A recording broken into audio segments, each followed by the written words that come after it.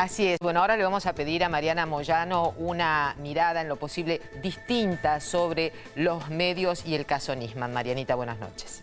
Hola Cecilia, ¿qué tal? Sí, porque en realidad lo que vamos a hacer es intentar hacernos preguntas a partir de leer algunos medios desde que empezó la denuncia de Nisman, cuando él hizo la denuncia públicamente en TN, hacia atrás. ¿Cómo es que se generó cierto clima donde empezó a aparecer cierta información sobre los servicios de inteligencia que la verdad no estaba muy presente, sino a través de notas más bien escondidas en ciertos pliegues de la información, pero que tienen bastante que ver con este clima que estamos viviendo en la actualidad? La primera pregunta es ¿por qué al día siguiente de que Nisman hiciera esta denuncia en TN, el editorialista Carlos Pañi, que es un acérrimo opositor desde las páginas de La Nación, fue tan duro con el propio Nisman e hizo una cantidad de preguntas que la verdad, si no hubiera ocurrido la tragedia de la muerte de Nisman y él hubiera ido a la Cámara de Diputados, solo con las preguntas de Pañi el oficialismo hubiera podido rebatir uno a uno cada uno de los argumentos de la denuncia de Nisman? Esa nota se tituló Una bomba de efecto impredecible y le hace una cantidad de preguntas a la presentación de Nisman que la verdad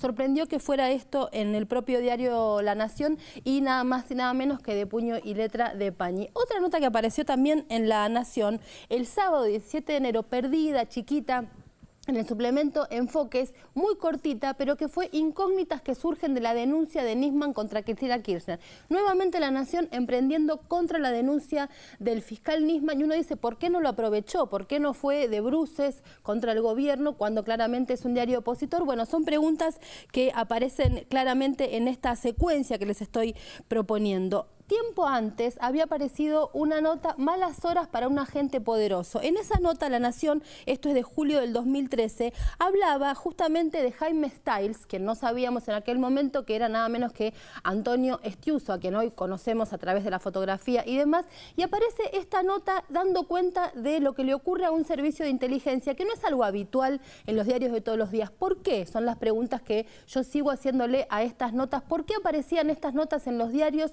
¿Cuál era la razón, cuál era la fuente de información para este tipo de notas que aparecían en los medios? Otra información que fue también muy llamativa fue una tapa que apareció en la revista Noticias donde daba cuenta de la crisis supuestamente de la CIDE y uno dice, ¿quiénes son los que están hablando? ¿Qué interés tienen en este tipo de notas? Nuevamente en Clarín aparece una nota también que tenía como protagonista a Estiuso donde se dice que se lo amenazó de la nada y la nota justamente arranca diciendo algo pasa en la Argentina.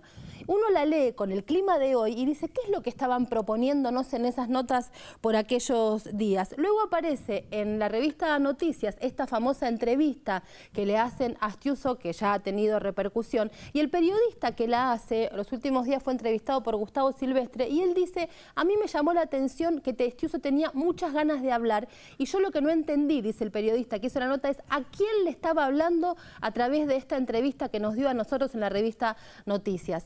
Luego aparece otra nota en el diario Perfil donde aparece un tal Iván Velázquez. ¿Quién es Velázquez? Bueno, uno de los acusados junto con Pañi y otros periodistas justamente de este hackear mails y de escuchar información que provenía nada menos que de la CIDE. O sea, una cantidad de internas cruzadas que estamos viviendo. Y por último, otra nota que llamó la atención es esta edición de la revista Noticias, donde van muy duro contra la jueza Arroyo Salgado, también como una mujer que supuestamente quiere ocultar ciertas cosas de la vida de Nisman. Son notas que no tienen que ver con el discurso oficial imperante en los medios opositores que se cuelgan justamente de la marcha, sino que van en otra línea, con algunas informaciones de grajeas, podríamos decir que la pregunta es ¿quién está dando información para que se cuele en este discurso que a veces aparece uniforme en los medios de comunicación y que no es tal?